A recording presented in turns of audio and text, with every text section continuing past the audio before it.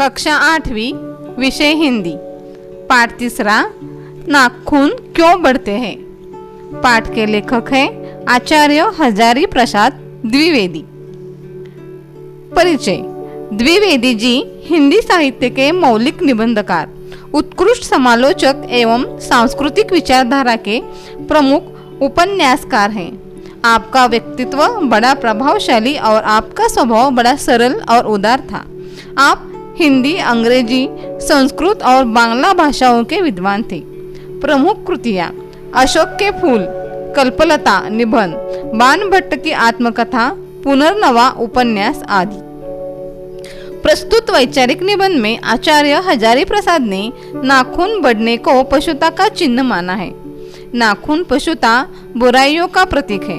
आपका कहना है कि जिस तरह नाखून बढ़ते पर हम उसे काट देते हैं, ठीक उसी तरह यदि किसी में बुरी आदतें आ जाए तो उन्हें त्याग देना चाहिए। तो देखते हैं पाठ। बच्चे कभी कभी चक्कर में डाल देने वाले प्रश्न कर बैठते हैं। अल्पज्ञ पिता बड़ा दयनीय जीव होता है। मेरी छोटी लड़की ने जब उस दिन पूछ लिया कि आदमी के नाखून क्यों बढ़ते हैं, तो मैं कुछ सोच ही नहीं सका। हर तीसरे दिन नाखून बढ़ जाते हैं।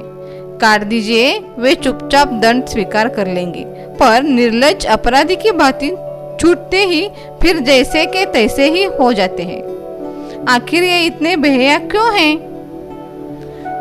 प्रस्तुत पाठ में लेखक ने बताया है कि बच्चे, छोटे छोटे बच्चे होते हैं, वो बड़े चक्कर में डाल देने वाले प्रश्न कर बैठते हैं। एक दिन उनकी छोटी लड़की ने उन्हें प्रश्न किया कि आदमी के नाखून क्यों बढ़ते हैं, तो लेखक को कुछ सोच ही नहीं पाया।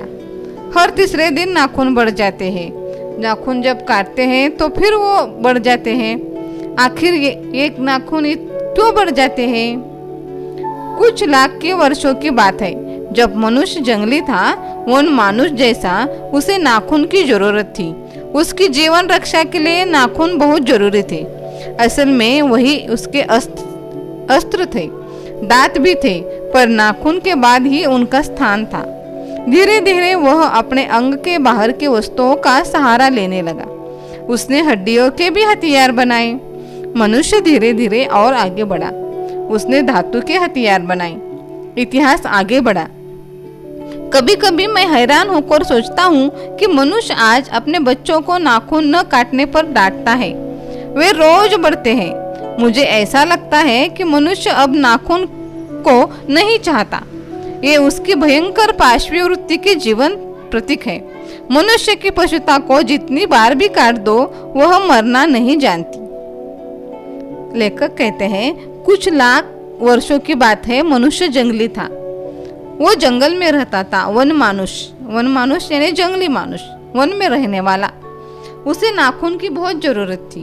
उसकी जीवन रक्षा के लिए नाखून उसे जरूरी थे। असल में नाखून तो उसके अस्त्र थे। अस्त्र के जैसे वो उसके नाखून का उपयोग करता था। उसके दांत भी थे, पर नाखून के बाद उनका स्थान आता था। पहले नाखून उसके महत्वपूर्ण अस्त्र थे। धीरे धीरे वह अपने अंग के बाहर के वस्तुओं का सहारा लेने लगा और उसने हड्डियों के हथियार मानव ने बनाए। और मानव धीरे धीरे आगे बढ़ने लगा और उसने दूसरे धातु के भी हथियार बनाए। इस तरह इतिहास आगे बढ़ने लगा। कभी कभी लेखक कहता है कि मैं हैरान होकर सोचता हूँ कि मनुष्य आज अपने बच्चों को नाखून न काटने पर डांटते हैं, क्योंकि ऐसे लगता है कि भयंकर पाशवी वृत्ति का जीवंत प्रतीक नाखून है। ऐसे लेखक को लगता है कि नाखून यानी कि पाशवी वृत्ति का प्रतीक है। मनुष्य पशुता को जितनी बार भी काटो, वह मरना नहीं जानती। ऐसे लेखक कहते हैं।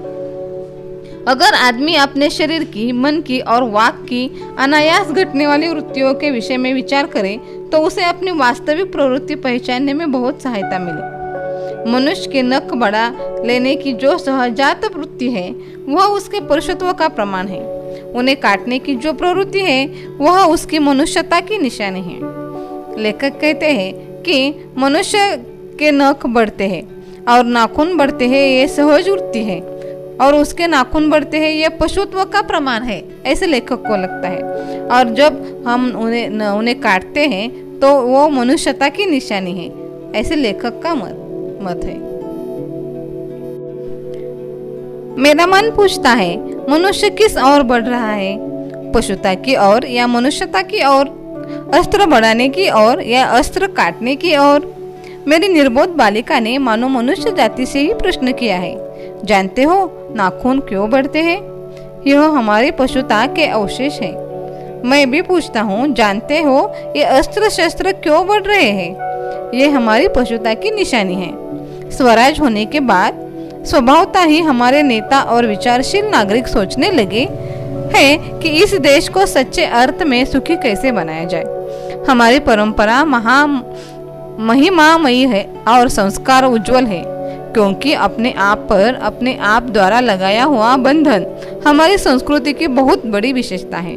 लेखक कहता है कि लेखक का मन उनसे पूछता है कि मनुष्य अब किस ओर बढ़ रहा है, पशुता की ओर बढ़ रहा है या मनुष्यता की ओर बढ़ रहा है, अस्त्र बढ़ाने की ओर बढ़ रहा है या अस्त्र काटने की ओर बढ़ रहा है। लेखक की निर्बोध बालिका, छोटी सी बालिका ने उन्हें प्रश्न किया था, नाखून क्यों बढ़ते हैं?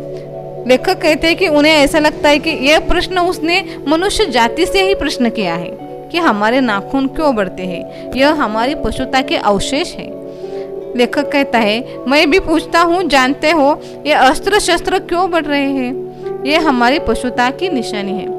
स्वराज के बाद हमारे नेता और विचारशील नागरिक सोचने लगे है कि इस देश को सच्चे अर्थ में सुखी कैसे बनाया जाए। हमारी परंपरा बहुत अच्छी है, संस्कारशील उज्जवल है, क्योंकि अपने आप पर अपने आप द्वारा लगाए हुए बंधन है, और यही हमारी संस्कृति की विशेषता है, ऐसे लेखक कहते हैं। मनुष्य पशु से किस बात में भिन्न है? उसमें संयम है, दूसरे के सुख दुख के प्रति संवेदना है, श्रद्धा है, तप है, त्याग है। इसलिए मनुष्य झगड़े टंटे को अपना आदर्श नहीं मानता।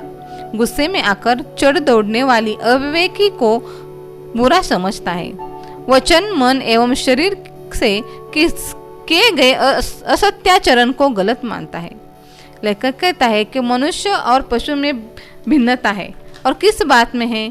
तो लेखक कहते हैं, लेखक के अनुसार उसमें मनुष्य में संयम है, दूसरों के प्रति संवेदना है, सुख दुख के प्रति संवेदना है, दूसरों के सुख दुख मानो जान लेता है, श्रद्धा है मनुष्य में, तप है, त्याग है।